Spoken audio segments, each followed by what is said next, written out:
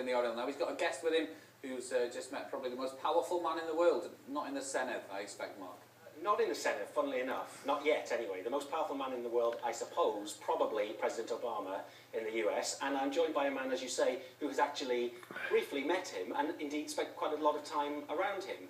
This is the American political journalist and editor of UK Progressive Magazine, Denis Campbell.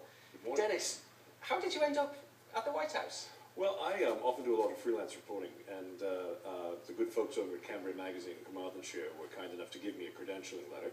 And when I go over 2-3 times a year just to sort of keep a finger on the pulse of what's happening, because so much is changing with this presidential election, and of course you've got the entire House of Representatives and a third of the Senate up for re-election. So you find yourself needing to be there, to be a part of it, to talk to committee staff members and the real people who run Washington.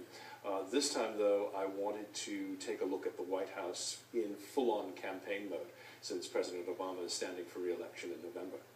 So, what's it like? I mean, I imagine there must be hundreds of journalists, it must be incredibly busy, even busier than the Senate, and the security must be immense. It is. The security is quite interesting. You have to go through a credentialing process where they then send you an email saying that, you know, yes, you're now on the list, but in order to get into the White House, you first have to be screened by the US Secret Service, and they ask a questionnaire with lots of personal details that you then provide.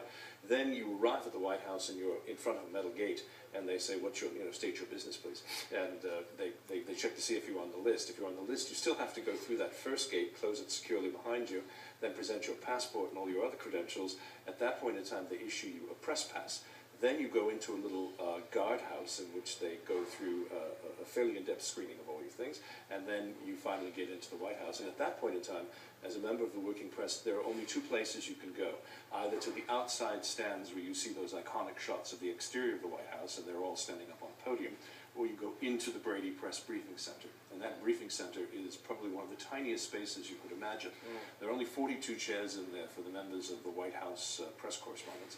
And then the rest of us have to sort of stand along the sides, the back, and there are 7 uplink stations. There are mini studios right there, cameras everywhere, lights everywhere. So not a great deal of access to the president?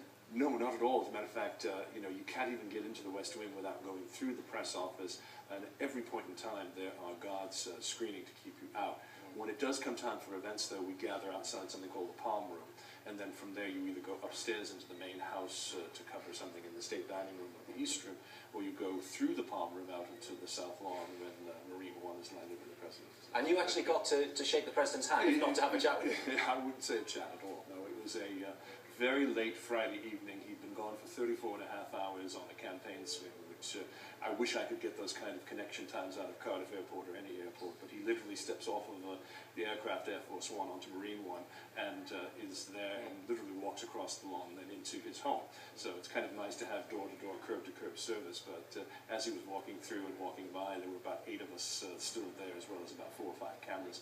And it's usually just a perfunctory walk through, and I said, "Mr. President, Wales says hello." And he said, "Hello, Wales," and he came over and shook hands and just continued on. It was not anything that one could ever say was an actual meet and greet, but I'm so impressed with the press corps there.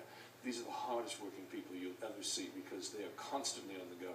The White House is a hive of activities, and I shared with you earlier the schedule for today, in which he starts off at the White House at 6 o'clock in the morning, goes to Colorado Springs, delivers a commencement address, continues on to California, and most of those press crew will have had their first call at 6:15 in the morning, Eastern Daylight Time, excuse me, and they will not finish their day until 2 a.m. the next morning or 3 a.m. the next morning, our time. Gosh. So it's just an incredibly packed schedule.